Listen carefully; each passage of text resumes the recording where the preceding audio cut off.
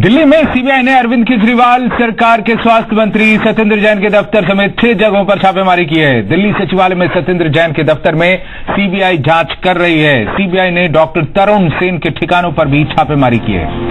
Doctor तरुण सेन पहले दिल्ली सरकार के स्वास्थ्य विभाग में सचिव थे, यानी पूर्व सचिव के दफ्तर पर भी छापा मारा गया है। डॉक्टर तरुण सेन पर 10 करोड़ के फर्जीवाड़े का आरोप है। डॉक्टर तरुण सेन पर एक कंपनी को टेंडर देकर फायदा पहुंचाने का आरोप है।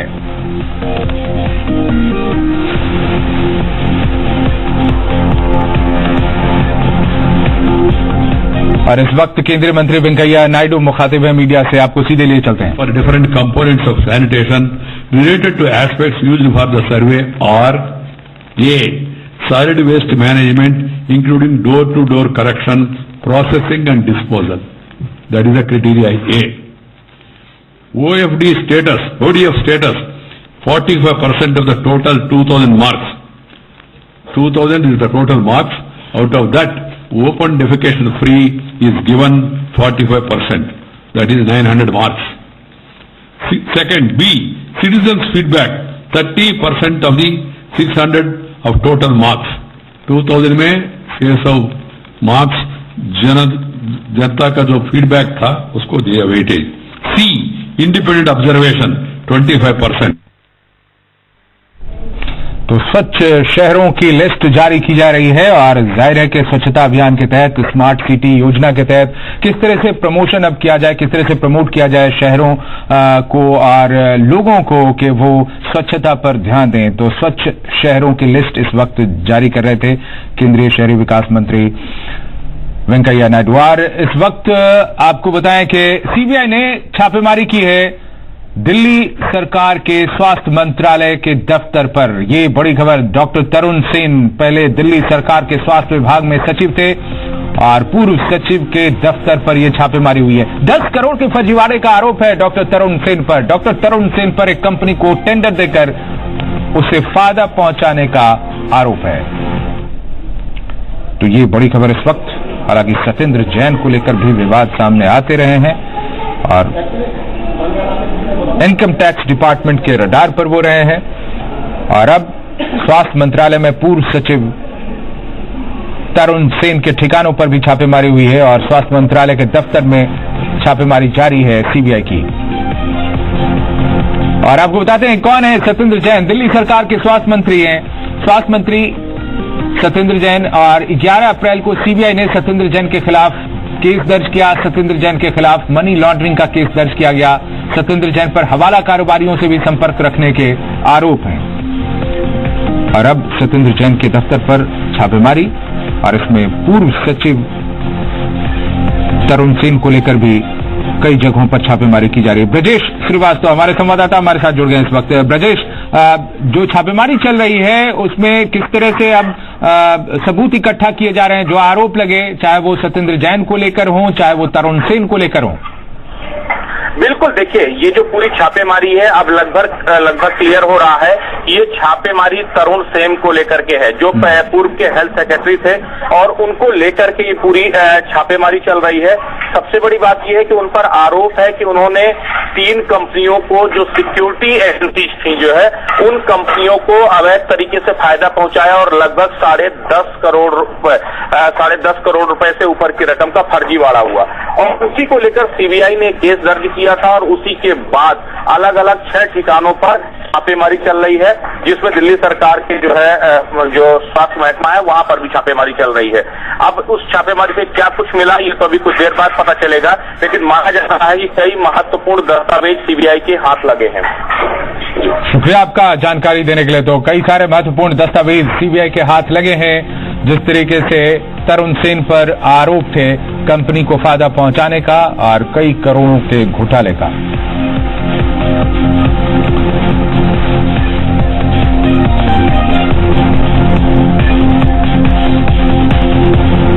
और आइए अब बात करते हैं इस वक्त की दूसरी बड़ी खबर की। बिल्किस बानो केस में बॉम्बे हाई कोर्ट ने अपना फैसला सुना दिया है। हाई कोर्ट ने निचली अदालत के फैसले को बरकरार रखा है। हाई कोर्ट ने ट्रायल कोर्ट के फैसले के खिलाफ 11 आरोपियों की याचिका को खारिज कर दिया है। 11 आरोपियों को ट्रायल कोर्ट की ओर से उम्र कैद की सजा सुनाई गई थी। जिसके बाद उन्होंने बॉम्बे हाई कोर्ट में अपील की थी।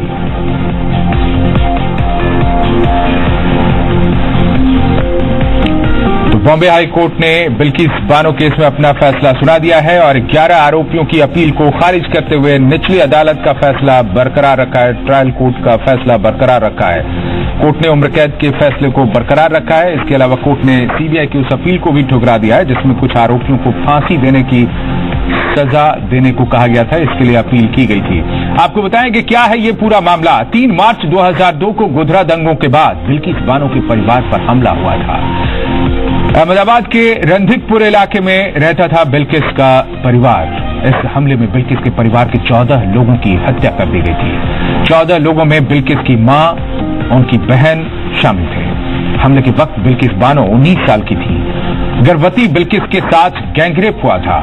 21 जनवरी 2008 को मुंबई की कोर्ट ने 11 लोगों को हत्या का आरोपी और गैंगरेप का दोषी माना था। ट्रायल कोर्ट ने सभी आरोपियों को उम्र कैद की सजा सुनाई थी और इस सजा के खिलाफ आरोपियों ने बॉम्बे हाई कोर्ट में याचिका दायर की। 15 साल से मामला चल रहा है। पिछली जुलाई से मामले की रोजाना सुनवाई हो रही है और अब इस पर बॉम्बे हाई कोर्ट ने अपना फैसला सुना दिया है और ट्रायल कोर्ट का जो फैसला था उसे बरकरार रखा है। और इसमें 2 तरह की अपील थी। एक सीबीआई की तरफ से जिसमें यह कहा गया था कि सिर्फ उम्र कैद नहीं, इससे ज्यादा सजा दी जाए, फांसी की सजा दी जाए आरोपियों को। और दूसरी तरफ आरोपियों ने एक अपील दायर की थी जिसमें कहा था कि उन्हें इस सजा से मुक्त किया जाए, उनके खिलाफ ये मामला गलत है। लेकिन अब रोजाना सुनवाई होने के बाद बॉम्बे हाई कोर्ट ने बिल्किस बानो केस में अपना फैसला सुना दिया है और कोर्ट ने उन तमाम 11 आरोपियों की अपील को खारिज करते हुए निचली अदालत का फैसला बरकरार रखा है। कोर्ट ने उम्र कैद के फैसले को बरकरार रखा है। इसके अलावा कोर्ट ने सीबीआई की उस अपील को भी ठुकरा दिया जिसमें उन्होंने कुछ आरोपियों को फांसी की सजा देने को कहा था। इस तरह की अपील की थी।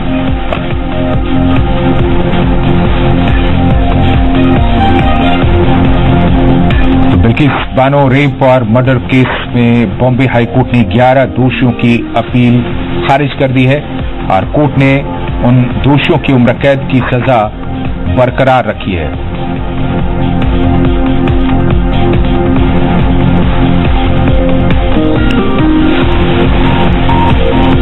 मार्च 2002 में गुजरात की राजधानी अहमदाबाद से 250 किलोमीटर दूर रंधिकपुर गांव में बिल्किस के परिवार पर भीड़ ने हमला किया था। उस समय बिल्किस 19 साल की थी, 5 महीने की गर्भवती थी। उनके परिवार के सदस्यों का मर्डर किया गया और गर्भवती बिल्किस के साथ गैंगरेप किया गया। अमित राय हमारे साथ, हमारे संवाददाता जुड़ गए इस वक्त। अमित, कोर्ट ने जो फैसला बरकरार रखा है ट्रायल कोर्ट का बिल्किस बानो प्रकरण में, इसमें क्या बातें और कही गई हैं? इस फैसले में और क्या बातें शामिल हैं? देखिए, निश्चित तौर पर जिन 11 आरोपियों को जो है ट्रायल कोर्ट ने सजा दिलाई थी उसके लिए जो है यहाँ पे उस फैसले के खिलाफ जो है अपील की गई थी। तो कोर्ट ने उस अपील को खारिज कर दिया और जो 11 आरोपी थे उनको जो है यहाँ पर उनके उम्र कैद के फैसले को बरकरार रखा है। साथ ही साथ सीबीआई ने अपील की थी कि जो उनमें जो मुख्य 3 आरोपी है उन्हें फांसी की सजा दी जाए। उस जो अर्जी को भी जो है यहाँ पे ठुकरा दिया गया और जो 5 अन्य आरोपी थे जो पुलिस वाले हैं जिन्हें पहले जो है बरी किया गया था। पुलिस वालों के ऊपर आरोप है कि उन्होंने सबूतों के साथ छेड़छाड़ किया था।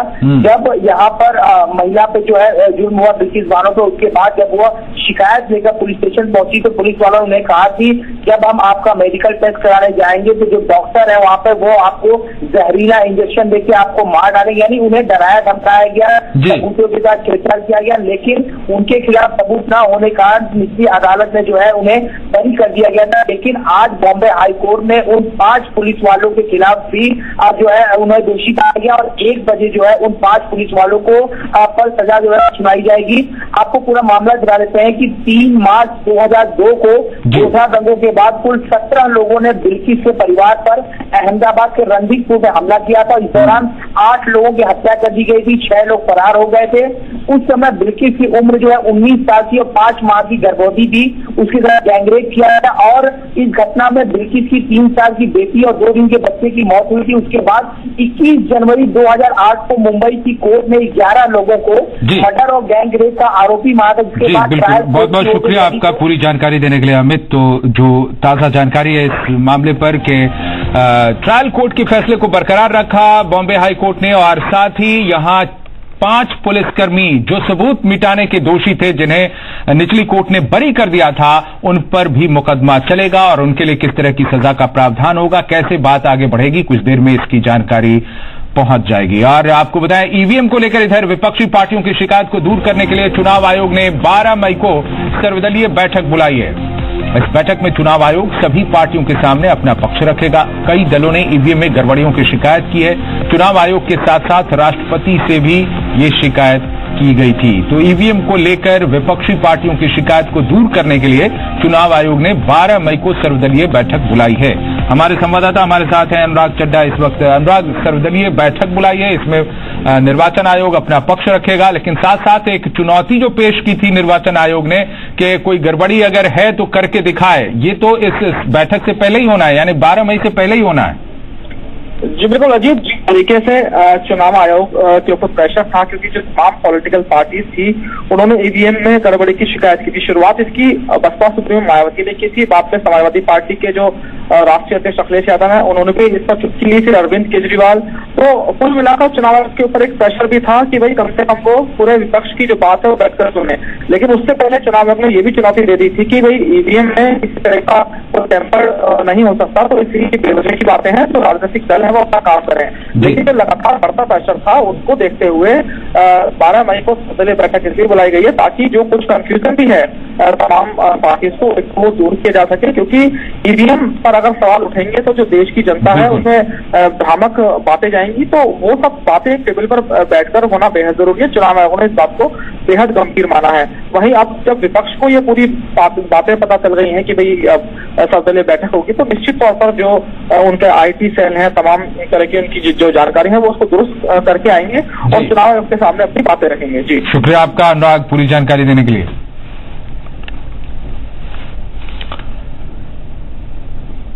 और कश्मीर के ताजा हालात पर आज फिर दिल्ली में गृह मंत्रालय में अहम बैठक हो रही है। बैठक में घाटी में सुरक्षा इंतजामों की समीक्षा की जा रही है।